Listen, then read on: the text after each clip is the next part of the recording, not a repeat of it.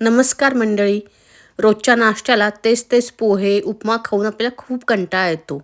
मग आज आपण बनवणार आहोत अतिशय पौष्टिक, प्रोटीननी भरपूर आणि तितकाच कुरकुरीत मूग डाळ आणि तांदळाचा डोसा. हा डोसा बनवायला अतिशय सोपा आहे. चवीला तर एकदम अप्रतिम लागतो.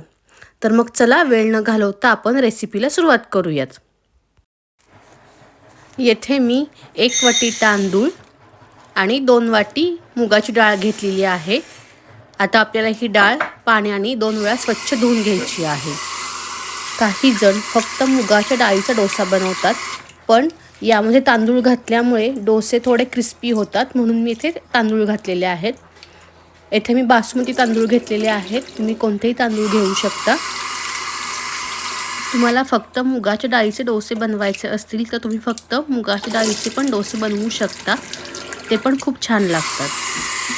डाळ आणि तांदूळ मी 2 वेळा स्वच्छ धुवून घेतलेले आहेत. आता आपल्याला हे 3 तास भिजत ठेवायचे आहे. 3 तासानंतर आपली डाळ आणि तांदूळ चांगले भिजलेले आहेत. आता आपल्याला हे मिक्सरमधनं बारीक करून घ्यायचे आहेत. आता यातील जास्तीचे पाणी काढून टाकायचे आहे. यामध्ये आपण घालणार आहोत हिरव्या मिरच्या, लसूण, जिरे आणि गरजेनुसार ह्यात थोडे थोडे पाणी घालून याची बारीक पेस्ट करून घ्यायची आहे. डाळ आणि तांदूळ मी मिक्सरमधनं बारीक करून घेतलेले आहेत. तुम्ही बघू शकता आपल्याला अशा पद्धतीनं पीठ हवं आहे. आपण नेहमी जसे डोसे बनवतो त्याचं जे पीठ असतं त्या पद्धतीनंच याचं पीठ ठेवायचं आहे. जास्त पातळ किंवा घट्ट करायचं नाही आहे. या पिठाला आंबवण्याची गरज नाही. आपण याचे लगेच डोसे बनवू शकतो.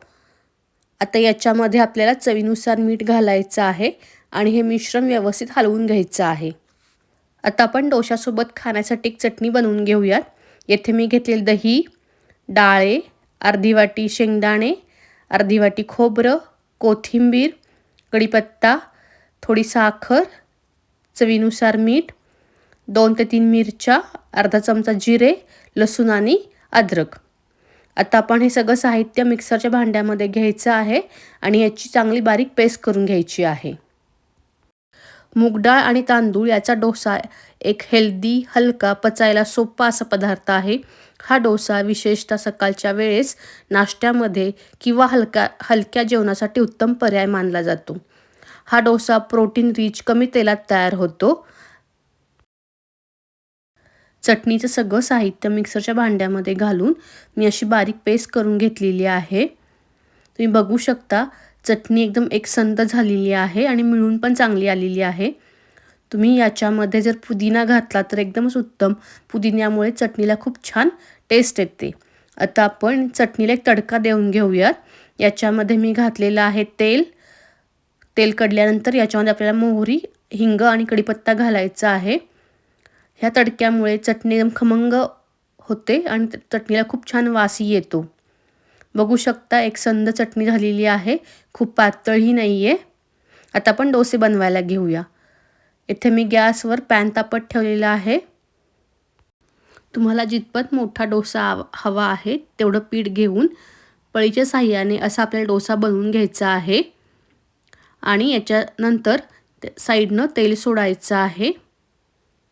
याच पिठाचे तुम्ही वेगवेगळ्या प्रकारचे डोसे बनवू शकता.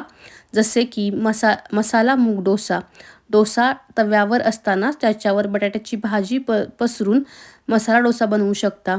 मुलांसाठी जर बनवत असाल तर मुलांच्या आवडीचे चीज किंवा पनीर डोशावर ॲड करू शकता.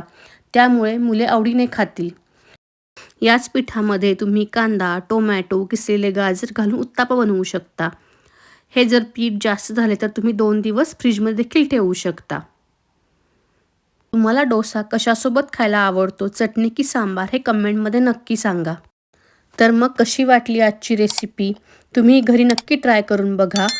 तुम्हाला जर ही रेसिपी आवडली असेल तर व्हिडिओला लाईक करा, मित्रमैत्रिणींसोबत शेअर करा आणि आपल्या चॅनलला सबस्क्राईब करा.